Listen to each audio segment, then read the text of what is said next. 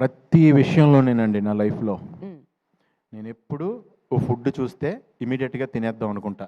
Okay. విపరీతం ఆపుకోలేను, నేను food తినకుండా ఉండలేను.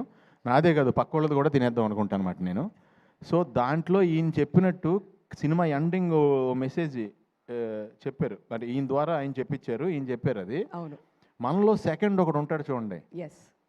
వాడిని వినటం స్టార్ట్ అయ్యాకనే నేను సన్నబడ్డా. ఆ అయితే టెంప్టింగ్ని కట్ చేశారు. వాడిని ఎక్కువ వినేయటం వల్ల నాకు ఈ మధ్యన ఏమైందంటే నన్ను బాగా చీట్ చేస్తుంది ఏంటో నాకు అర్థమైపోయింది నా లైఫ్లో. నా కళ్ళు నన్ను ఎప్పుడు చీట్ చేస్తున్నాయి, నా కళ్ళు నన్ను ఎప్పుడు చీట్ చేస్తున్నాయి.